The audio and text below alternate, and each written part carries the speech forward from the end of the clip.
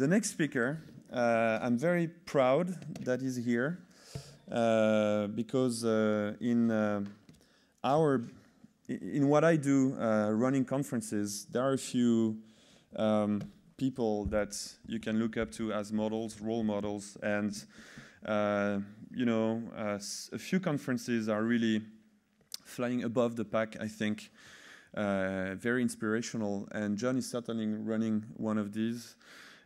He's the founder and director of a series of events that used to happen around the world, and the last one was a performance in Saint-Etienne, I think. It's called Doors of Perception. You probably have heard of them. He's also a great man of ideas. Please welcome John Thackara.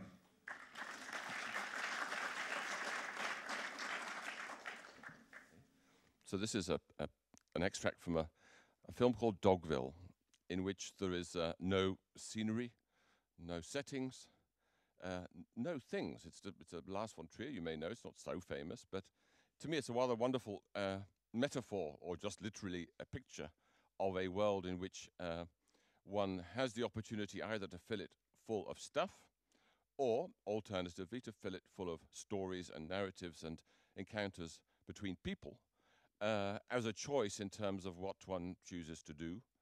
And the provocation, following on from Dennis, is to say that to me it's not at all self-evident that we have the right or even the necessity to make many more things at all. When you have the notion that you can make a film with a piece of space and some actors and a story. So that's kind of my starting point. And it's by way of saying that there's a whole lot of words. If this is a kind of, imagine that I've unpicked a tag cloud.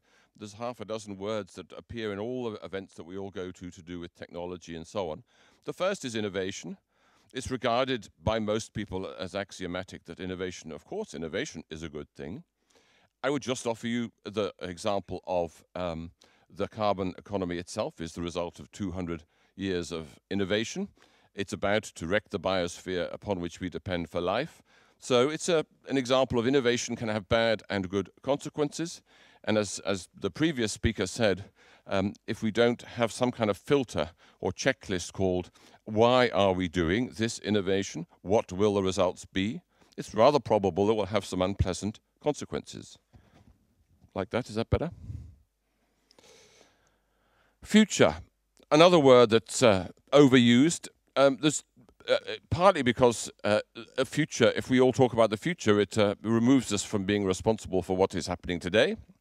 I don't want to be moralistic about it, but just there is a kind of industry called futures that causes everybody to look into the distance, and whilst looking into the distance, you trample over the world that is here now, whether it's a world of technology, but more importantly, a world of biodiversity, of cultures and so on that are already here, that are the result of a very large amount of evolution through time.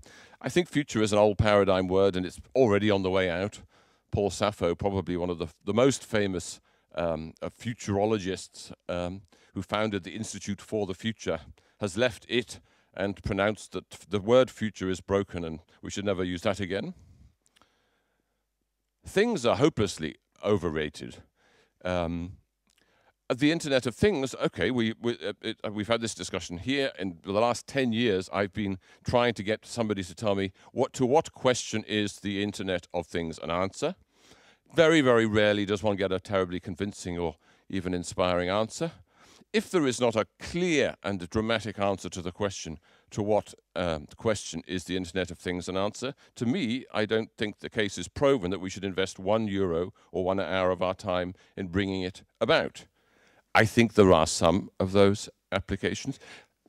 Have you not heard the previous 5 minutes? Because I shall demand an extension.